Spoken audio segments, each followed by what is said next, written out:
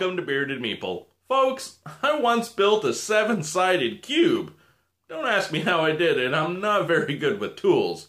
But it's not going to stop me from playing a fun card game. Today's game plays 2 people ages 13 plus in about 15 minutes or so. It's brought to us by Greater Than Games and Dice Hate Me Games. It's Deck Building, the deck building game. Let's take a look at it. In the game, we have a number of cards. Stairs have a unique ability. We have railings that vary in cost. And we have planks. Rotten, pine, cedar, and mahogany. On the backs of the cards, it'll indicate the cost in the number of screws. The cost will match on the other side. We also have tokens to indicate a stain has been placed. Let's take a look at the gameplay. Each player begins with 2 pine planks and a rotten plank. You have 2 purchase piles in the middle of 22 cards each, and you set the 15 stain tokens to the side.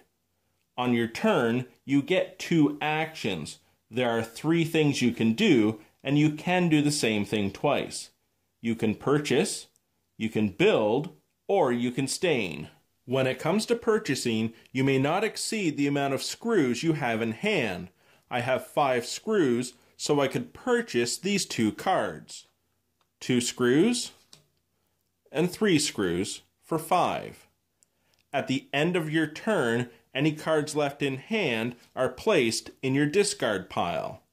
As I have no cards in my draw deck, I would shuffle these cards and draw 3 new ones. Your second option is to build.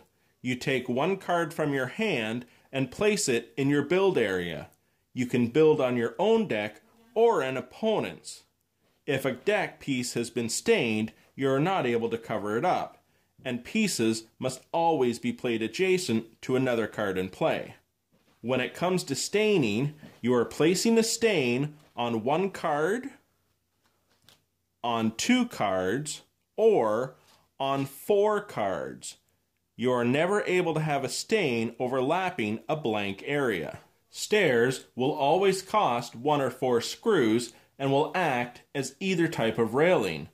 But they are unique in the fact if you have a stair card in hand, you can place it at the bottom of a purchase pile and gain an additional action. When it comes to final scoring, a deck has to have at least 2 planks and 2 railings to score. Their value is determined by the number of screws shown multiplied by similar cards that are adjacent to them or in a row. The person with the highest score will win, not necessarily have the best looking deck. And that, my friends, is Deck Building, the deck building game. Of the smaller card games that Dice Hate Me brought out, Diner would probably have to be my favorite, but in the scale, I do realize this is on the lighter end, and I do love tile-based games where you're building things, so I did still enjoy it. I do hope you get a chance to check it out. I'll talk to you again soon.